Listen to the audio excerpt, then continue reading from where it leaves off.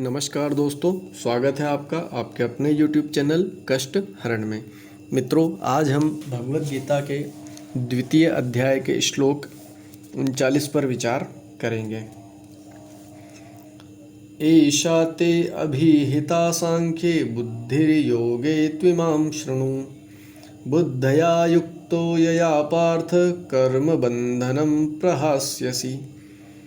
अर्थात यहाँ मैंने विश्लेषिक अध्ययन द्वारा इस ज्ञान का वर्णन किया है, अब निष्काम भाव से कर्म करना बता रहा हूँ, उसे सुनो। हे प्रथापुत्र, तुम यदि ऐसे ज्ञान से कर्म करोगे तो तुम कर्मों के बंधन से अपने को मुक्त कर सकते हो। तात्पर्य: वैदिक कोश निरुक्ति के अनुसार सांख्य का अर्थ है विस्तार से वस्तुओं का वर्णन करने वाला, तथा सांख्य उस दर्शन के लिए प्रयुक्त मिलता है जो आत्मा की वास्तविक प्रकृति का वर्णन करता है। और योग का अर्थ है इंद्रियों का निग्रह। अर्जुन का युद्ध न करने का प्रस्ताव इंद्रिय तृप्ति पर आधारित था। वह अपने प्रधान कर्तव्य को भुलाकर युद्ध से दूर रहना चाहता था, क्योंकि उसने यह सोचा कि धृतराष्ट्र के पुत्रों अर्थात अपने बंधु बांधवों को परास्त करके राज्य भोग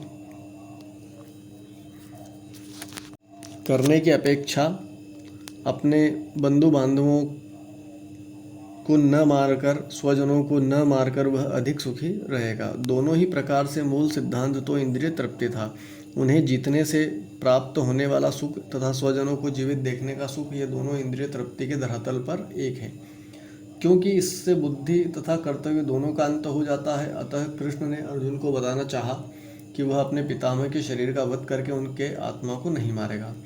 उन्होंने यह बताया कि उनके सहित सारे जीव शाश्वत प्राणी हैं। वे भूतकाल में प्राणी थे, वर्तमान में भी प्राणी रूप में हैं, भविष्य में भी प्राणी बने रहेंगे, क्योंकि हम सब शाश्वत आत्मा है। हम विभिन्न प्रकार से केवल अपना शारीरिक परिधान वस्त्र बदलते रहते हैं, और इस भौतिक वस्त्र के बंधन से मुक्ति के बाद भी हमारी पृथक सत्ता बनी रहती है।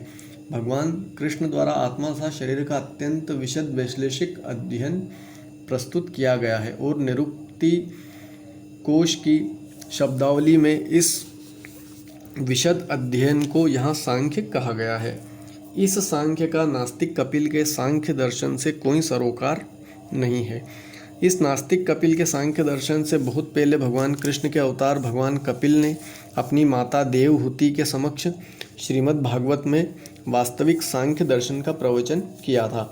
उन्होंने स्पष्ट बताया है कि पुरुष या परमेश्वर क्रियाशील है और वे प्रकृति पर दृष्टिपात करके सृष्टि की उत्पत्ति करते हैं। इसको वेदों ने तथा गीता ने स्वीकार किया है।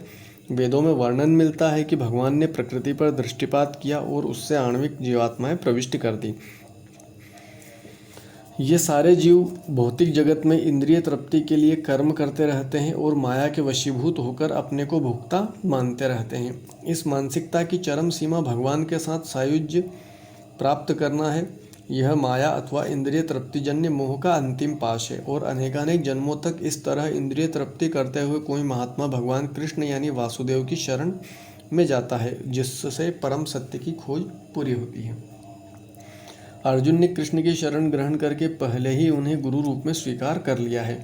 शिष्यस्ते अहम शाधिमा त्वाम प्रपन्नम। फलस्वरूप कृष्ण अब उसे बुद्धि योग या कर्म योग की क्रिया कार्यविधि बताएंगे, जो कृष्ण की इंद्रिय तृप्ति के लिए किया गया भक्ति योग है। यह बुद्धि योग अध्याय 10 के 10वें श्लोक में वर्णित है, जिसमें इसे उन भगवान के साथ प्रत्यक्ष संपर्क बताया गया है जो सबके हृदय में परमात्मा रूप में विद्यमान है। किंतु ऐसा संपर्क भक्ति के बिना संभव नहीं है। अतः जो भगवान की भक्ति या दिव्य प्रेमा भक्ति में या कृष्ण भावनामृत में स्थित होता है, वही भगवान की विशिष्ट कृपा से बुद्धि योग की यह अवस्था प्राप्त कर पाता है। अतः भगवान कहते हैं कि जो लोग दिव्य प्रेमवश भक्ति में निरंतर लगे रहते हैं, उन्हें ही वे भक्ति का विशुद्ध ज्ञान प्रदान करते हैं। इस प्रकार भक्त सरलता से उनके चिदानंदमय धाम में पहुँच सकते हैं।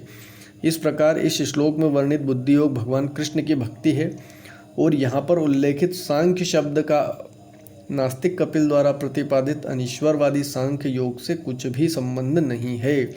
अतः किसी को यह भ्रम नहीं होना चाहिए कि यहाँ पर उल्लेखित सांख्य योग का अनीश्वरवादी सांख्य से किसी भी प्रकार का संबंध है। न ही उस समय उसके दर्शन का कोई प्रभाव था और न ही कृष्ण ने ऐसी ईश्वर विहीन दार्शनिक कल्पना का उल्लेख करने की चिंता की। वास्तविक सांख्य दर्शन का वर्णन भगवान कपिल द्वारा श्रीमद् भागवत में हुआ है, किंतु वर्तमान प्रकरणों में उस सांख्य से भी कोई सरोकार नहीं है। यहाँ सांख्य का अर्थ है शरीर तथा आत्मा का वैश्लेषिक अध्ययन।